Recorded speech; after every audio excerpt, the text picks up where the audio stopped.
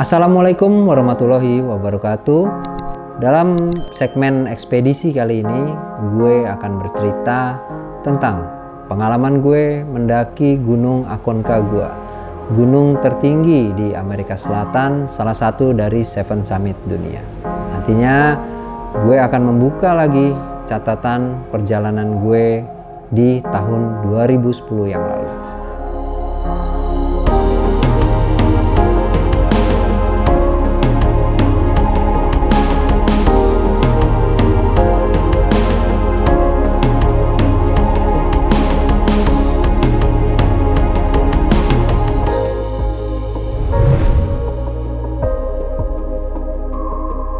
Aconcagua, gunung tertinggi di Amerika Selatan dengan ketinggian 6.962 meter di atas permukaan laut.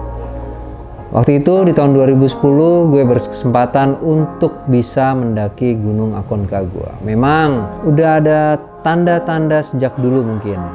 Dulu di waktu SMA gue pernah punya sebuah pin. Waktu itu gue beli di salah satu toko outdoor. Dari semua pin yang ada, gue memilih pin yang bertuliskan Aconcagua. Entah dari situ akhirnya di tahun 2010 gue bisa mendaki Gunung Aconcagua. Kita mulai dari perjalanan dari Jakarta menuju Buenos Aires. Jadi perjalanan cukup jauh dengan pesawat, ditempuh dalam waktu sekitar 42 jam. Dari Jakarta ke Buenos Aires, Argentina.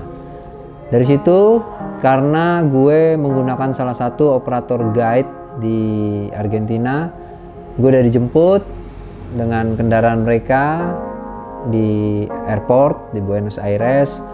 Lalu gue dibawa ke salah satu hotel yang ada di kota. Dan di hotel itu mulailah rangkaian ekspedisi berjalan. Seperti mereka langsung cek semua perlengkapan yang kita bawa. Karena tidak semua perlengkapan yang gue bawa itu lengkap.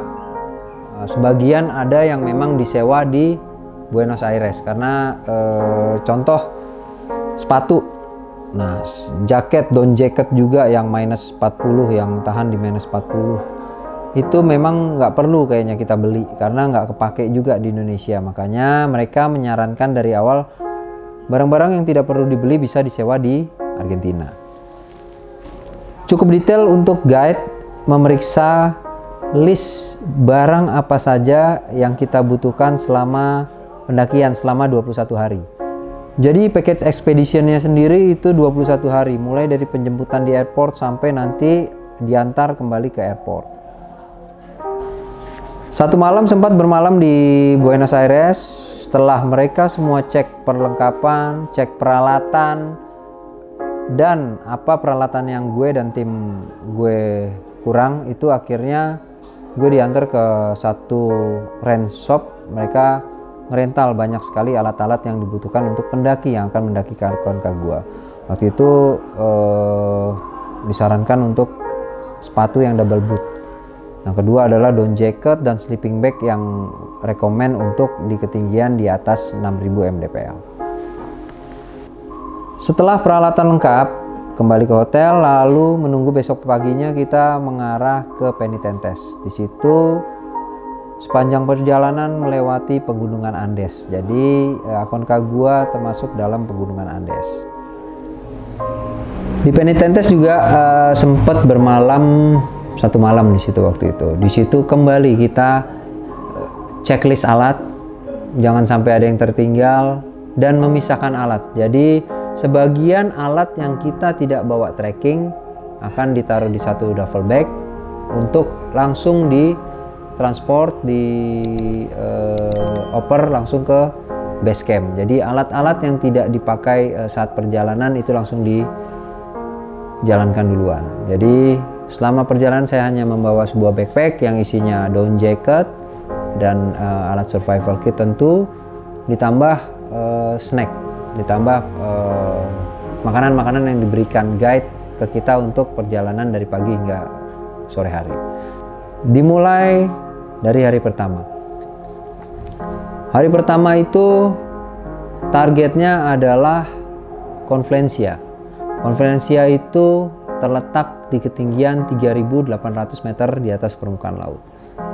Di situ membutuhkan waktu selama kurang lebih 12 jam. Jadi berjalan dari Penitentes langsung ke Confluencia. Ya, kalau nggak salah waktu itu 12 jam untuk sampai Confluencia. Trek pendakian menuju Confluencia masih di jalur yang sangat terbuka, berbatu, dan waktu itu cuaca memang sangat mendukung. Jadi tidak ada halangan untuk menuju dan sampai di Confluencia. Dalam tim ekspedisi kali ini berarti total sejumlah 6 orang. Di salah satunya ada seorang wanita, dan pendaki yang tertua saat itu almarhum Profesor Wijayono Partowidardo itu berumur 60 tahun. Yang sebelum meninggal beliau menjabat sebagai wakil SDM. Waktu itu pertamanya saya bertemu dengan beliau di saat latihan di Kuningan, saat lari sebelum menuju Aconcagua, dan dia bertanya mau kemana, mau ke Aconcagua. Ternyata beliau tertarik untuk ikut, dan akhirnya kami bergabung dalam satu tim ekspedisi waktu itu. Nah, untuk jalannya sendiri menuju Confluencia kita selalu berbarengan. Jarak antara Pak Wid dengan saya juga tidak terlalu jauh, sehingga kita tetap beriringan untuk sampai Confluencia. Sesampainya di Confluencia sudah disediakan tenda oleh operator guide kami. Di situ banyak sekali tenda dari pendaki-pendaki lain, dari operator-operator lain, dan di situ bukan hanya tenda untuk tidur, ada juga tenda makan. Teman saya berkesempatan untuk bedah dapur, apa sih makanan-makanan yang akan dikonsumsi oleh tim kita. Nah, setelah dilihat memang benar makanan-makanannya berkalori tinggi semua. Mereka mulai dari kentang, mulai dari daging, sayuran, dan itu yang akan kita konsumsi setiap hari. Jadi jika menggunakan tour operator, kita tidak perlu susah-susah untuk membawa barang pribadi sendiri, tidak perlu repot dengan memasak makanan. Jadi semua sudah tersedia. Di Confluencia sendiri itu kami mulai melakukan proses aklimatisasi, yaitu proses penyesuaian tubuh terhadap ketinggian, terhadap suhu juga. Jadi di situ selama 4 hari. Di 4 hari itu kemana saja? Tentu tidak hanya di sekitar Camp Confluencia, tapi kita menuju ke ketinggian sekitar 4.000-an di Plaza Francia. Kenapa dinamakan Plaza Francia? Karena dulu ada yang mendaki Aconcagua, ketika sampai di Plaza Francia itu bisa terlihat dinding selatan dari Aconcagua. Dia mendaki dari situ, maka dinamakan Francia karena pendaki itu berasal dari Prancis. Di situ aklimatisasi menuju Plaza Francia juga lumayan, memakan waktu sekitar 6-7 jam dari Confluencia. Berarti dengan elevasi kurang lebih sekitar 300-500 meter. Di Plaza Francia kita sejenak makan siang, lalu kembali lagi ke Confluencia, dan 3 hari lainnya dipakai untuk beradaptasi di bukit-bukit di sekitar Confluencia. Di Confluencia sendiri, karena Aconcagua masuk dalam wilayah Taman Nasional, di situ memang aturannya sangat ketat untuk pendaki. Sama lah seperti di Indonesia ya, tapi saya rasa di sana lebih ketat. Karena apa?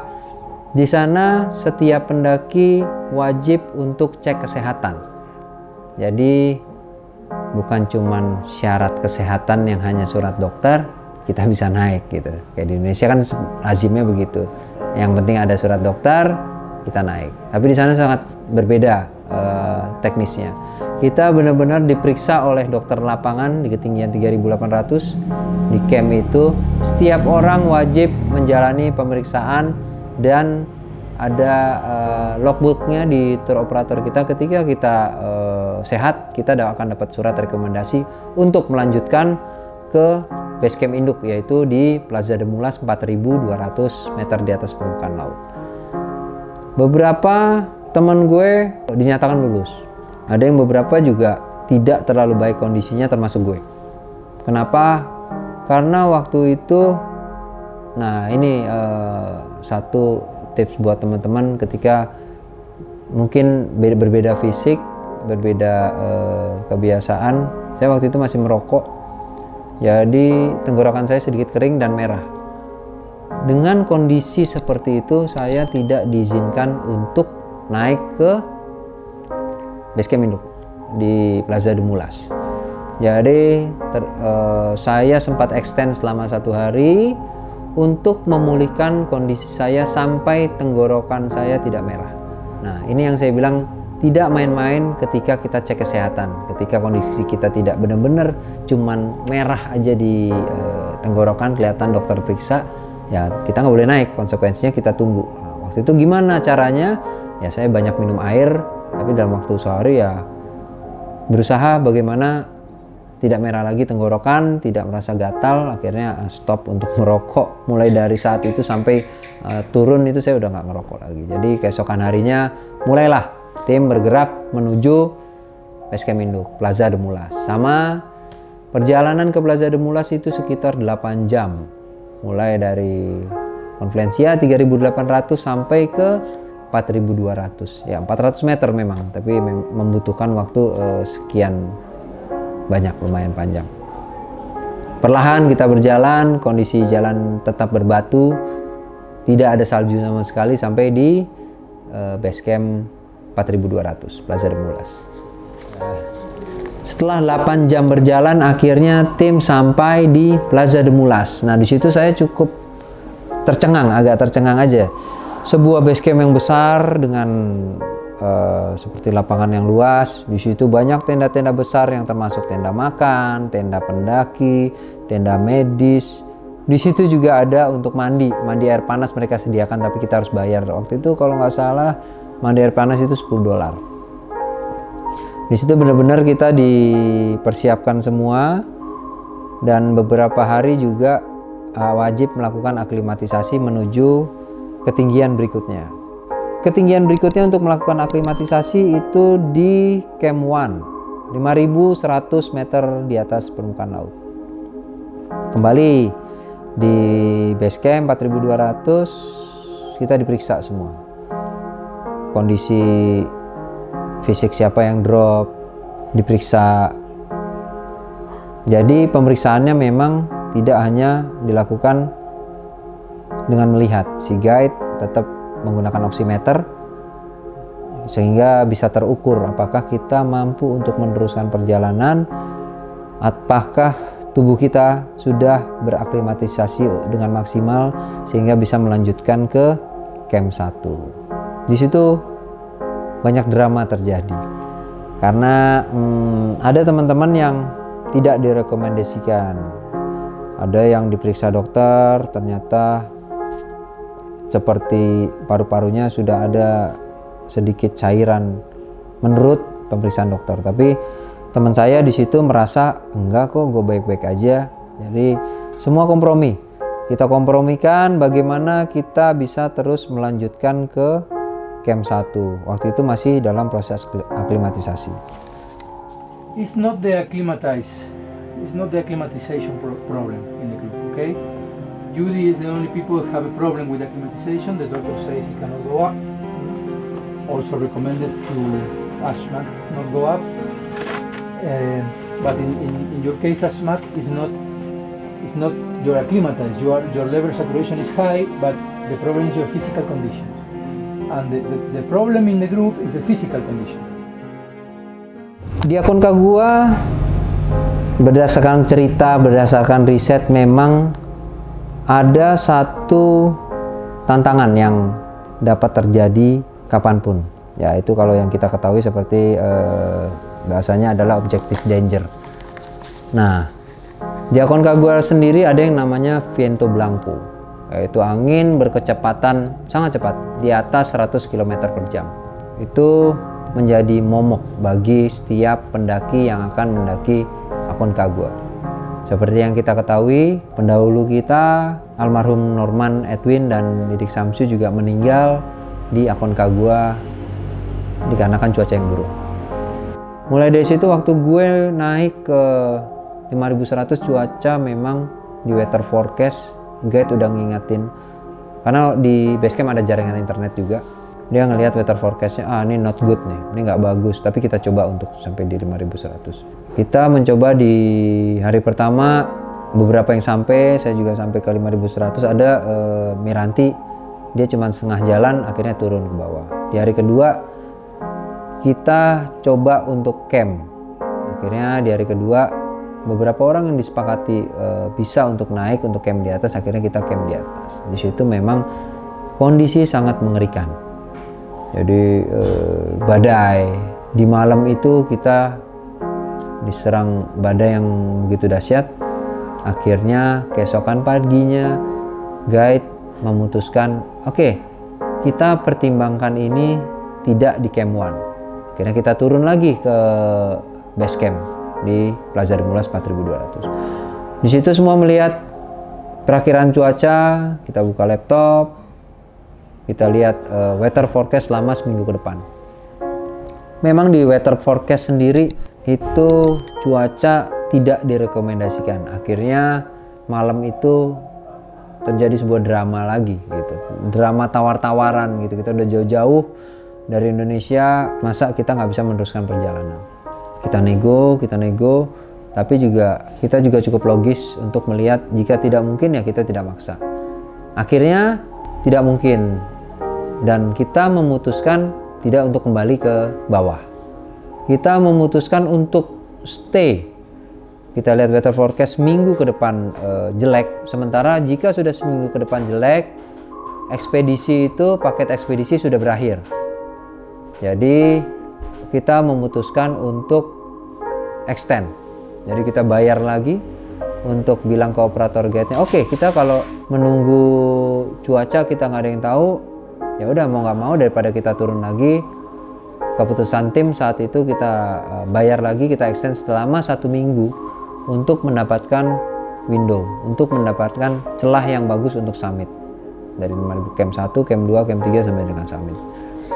Saya sempat menunggu selama 1 minggu di base camp Plaza de Mulas di 4200. Ya, kegiatan kita tetap aklimatisasi, kita tetap ke 5000, tapi tidak camp di atas karena angin cukup besar. Jadi kita kembali ke bawah.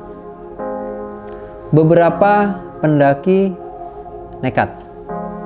Ada yang udah 2 kali ke Aconcagua, ada yang udah 5 kali ke Aconcagua, tapi belum sampai puncak. Di waktu itu ya mereka kembali lagi dan ngotot, tapi ternyata cuaca tidak mengizinkan. Akhirnya yang sudah sampai camp 3 pun di 5900 itu kembali turun. Teman saya sempat bicara dengan salah satu pendaki yang turun, menanyakan kondisi di atas seperti apa gitu. Padahal yang udah sampai camp 3 di 6000 itu udah tinggal sedikit lagi lah, 6900 meter lagi untuk summit attempt, sekitar 12 jam. Dan mereka pun memutuskan untuk turun. Akhirnya kita ketemu dengan semua pendaki yang akhirnya saat itu diturunkan oleh pihak Taman Nasional. Karena di camp terakhir ada pos jaga lagi. Di situ mereka tertahan semua karena cuaca jelek. Jadi akhirnya semua turun. Ya beban iya, wasting time saat itu berpikir iya gitu. Ketika gue udah jauh-jauh dari Indonesia ke Aconcagua yang entah gue bisa kapan lagi ke sana, ternyata gagal. Ya, di Aconcagua ini pendakian Seven Summit gue yang kedua.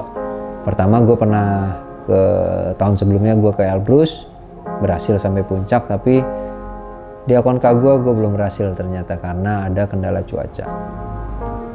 Di season itu ternyata semua tidak sampai puncak karena sudah masuk di end of season. Gue waktu itu di sekitar bulan Desember sampai Januari, sehingga tidak mungkin lagi extend masuk ke Februari dan cuaca semakin buruk. Selama extend 1 minggu itu gue cuman berempat Sisanya Pak Bambang dan Pak Wijayono Partowidakdo itu turun duluan karena mereka anggap udahlah ini nggak mungkin gitu. Tapi karena gue yang berempat masih muda-muda nih, kita tunggu aja dulu lah, kita stay dulu, kita coba kans yang ada, kita udah di sini. Mereka berdua turun, kita tetap stay 1 minggu, tapi ternyata tidak ada perubahan gitu. Jadi perasaan menyesal iya pasti ada gitu, perasaan sedih ada. Kita udah jauh, kita gagal dalam pendakian kali ini, entah kapan bisa kembali lagi. Tapi ya itu yang harus dihadapi gue sama teman-teman gue, bahwa pendakian kali ini tidak berhasil. Entah mungkin dikasih waktu lagi, diberikan rezeki lagi untuk bisa ke Aconcagua. Jadi akhirnya kita turun, dan waktu itu juga bertepatan dengan beberapa hari setelah gue turun itu langsung terjadi gempa besar, yaitu gempa di Chile waktu itu yang cukup besar. Alhamdulillahnya di waktu itu gue udah turun dari Gunung Aconcagua.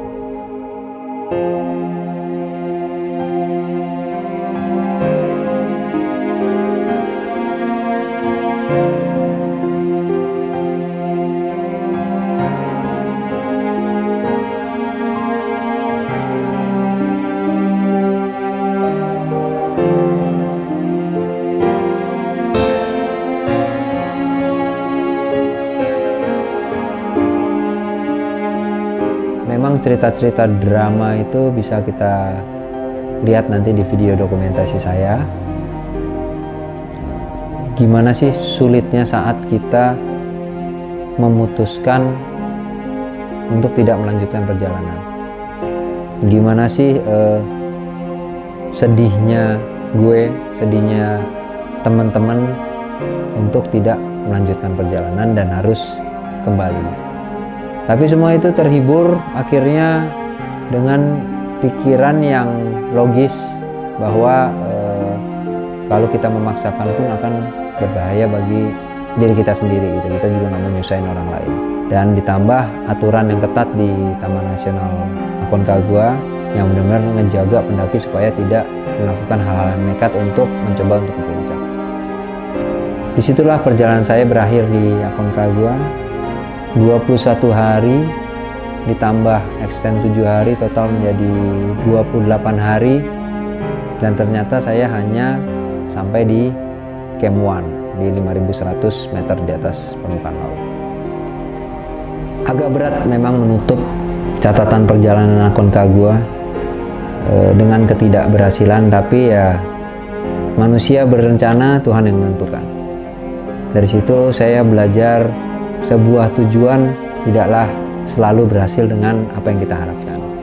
Jadi target-target yang ada kita harus siapkan antara berhasil dan gagal.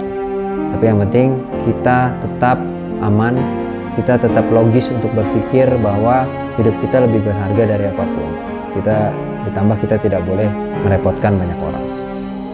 Saksikan terus segmen ekspedisi dari pengalaman gue di gunung-gunung berikutnya. Tetap dukung channel gue, Willy Kurniawan, subscribe, dan jangan lupa aktifkan lonceng notifikasinya. Wassalamualaikum warahmatullahi wabarakatuh.